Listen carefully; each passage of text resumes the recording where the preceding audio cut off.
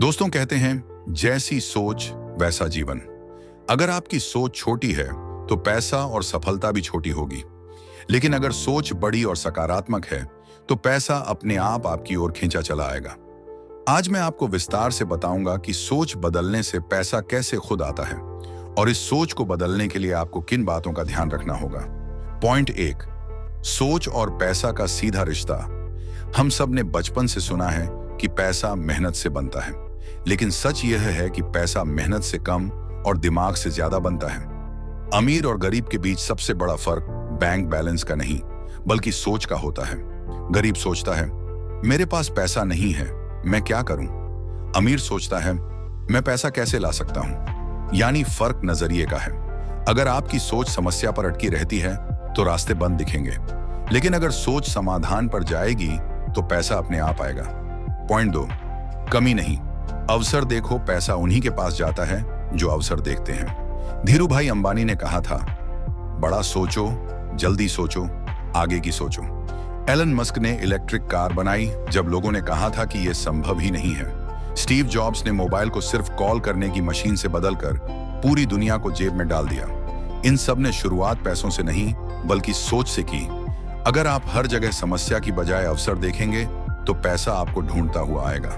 Point 3, आदत और सोच का मेल। सोच सिर्फ दिमाग में नहीं रहती, वो आपकी आदतों में भी दिखती है। जो इंसान सुबह देर तक सोता है वो अवसर गंवा देता है।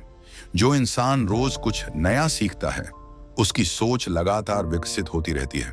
जो इंसान शिकायत करता है उसकी सोच छोटी रह जाती है। जो इंसान समाधान ढूंढता है वही पैसा कमाता है। याद रखिए, आलसी सोच पैसा भगाती है और कर्मशील सोच पैसा बुलाती है। पॉइंट 4, स्किल और वैल्यू की सोच। आज के समय में पैसा कमाने के 2 ही रास्ते हैं। पहला, स्किल सीखना। दूसरा, लोगों को वैल्यू देना।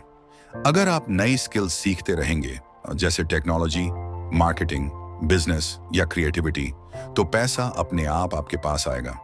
लोग हमेशा उसी को पैसे देते हैं जो उनकी समस्या हल करता है। डॉक्टर क्यों कमाता है? क्योंकि वो बीमारी हल करता है। इंजीनियर क्यों कमाता है?